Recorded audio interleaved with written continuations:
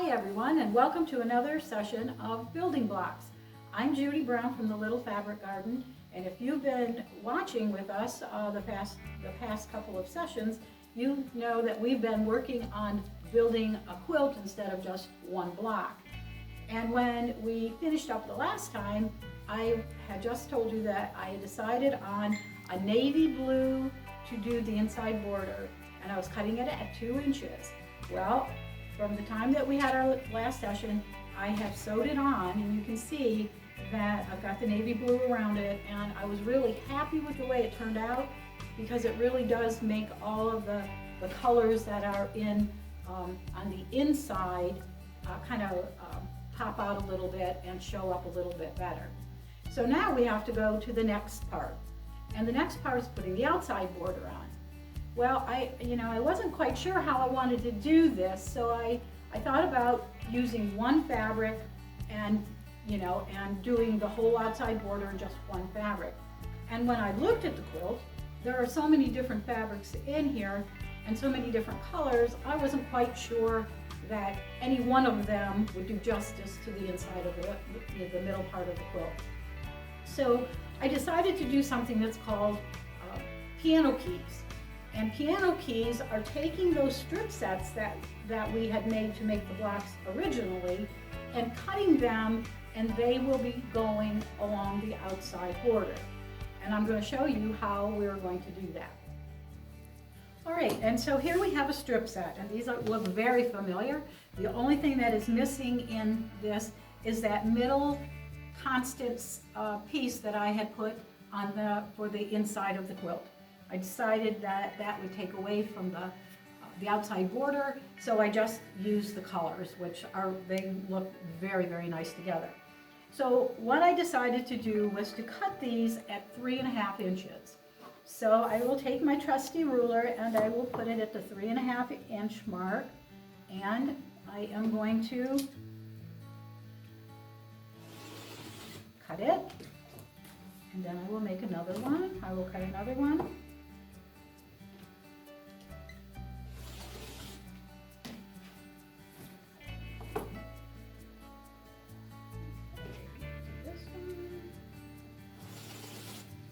We continue to do that all the way across till we don't have any more to cut.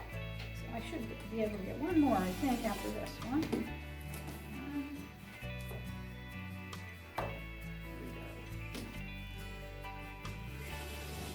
Maybe I can sneak one more in there. Let's see. Oh yeah, one more in there. Little scraps, throw them out, and so here are the pieces that we have. And now what I have to do is to take these and sew them together. So it will go together like that. All right, so I went to the machine and I sewed those strips together. And this is what it looks like when it's all together. And if it does look like piano keys, and that's how it got its name.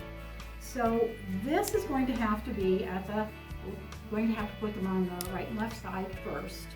And what we need to do is to measure, and I just laid this on either side of the quilt and made sure that I had enough and I didn't have to add any more on here. Okay, so as you can see, I have sewed piano keys on the sides, and I'm just kind of showing you what it looks like. I really, really like the look of it, and I think that you will too. So typically when you do a quilt, you do the side borders first, and then you do top and bottom. And I'm not exactly sure why, but that has been the rule of thumb from the beginning, and that's what I usually do. Once in a while I might change it if I'm trying to save some fabric, and I don't want to waste some fabric. I might do it the other way, but typically you do sides first and then top and bottom. So I did both sides. I have both sides done, and they look like this. And now we're going to go to put the top and the bottom on. So because of the stripes, the piano keys, there's a kind of a little different thing that you may think about doing for this border. Now, you can do it in a couple of different ways. I could take this strip that I just sewed together, and this is it, all right, and I could put it on like this, all right, and it doesn't look bad, but I'm not sure that I really like that this is going this way and this is going that way. There's another way you can do it, and it's called mitered corner, but I'm not really good at mitered corners, and especially since this is a beginner quilt, I would hate to put something that was so difficult on a beginner quilt. So the easiest thing, which I really like to do, is the easiest thing, is to put corner blocks on here. And so how you do that is you take your strip and you measure. You have to make sure you measure all the time. And we measure what the length is going to be all the way across here. And then we're going to put these corner blocks on either side.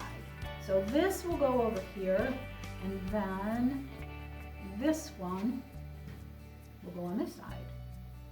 So I'm going to run over to the machine and I'm going to get that on, and I'll show you what that looks like, and we'll go from there.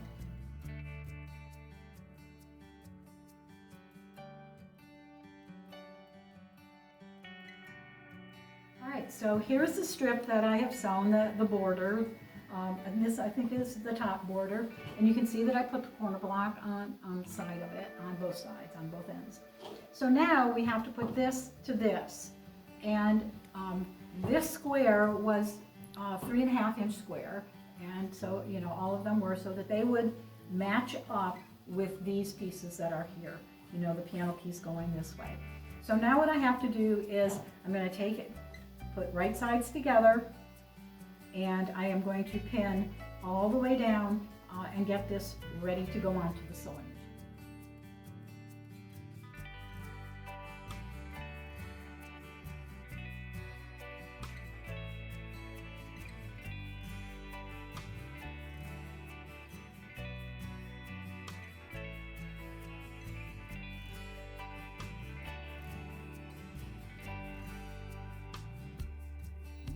So we have that done, and I will snip this, trim this off, take the pins out, and I'll go over to the ironing board and get this pressed. All right, so I'm back from the ironing board, and you can see that I put the strip on with the corner block. I went back up to the ironing board twice. I did it first, then I came back, and this piece had folded down like that, and so I went back to press it, make sure that it was pressed up, because I didn't want it to ruin the size. If you don't press your seams correctly, then, you know, it makes the quilt, the size of the blocks in the quilt go wonky, and it makes it harder as you go to the next process. So this is what the piano keys look like so far. I've got it on the top. I do not have it on the bottom yet. I will do that, and then we will be ready to go to the next step, which is sandwiching it, and I will explain more about that in the next session. So you have a great day, and thanks for watching, and I hope you're following along and you're trying this at home. And if you do, don't forget to put it either on the library's Facebook page or the store's Facebook page, so we can see what you're doing, and it's just exciting to see what everybody is up to. So thanks again.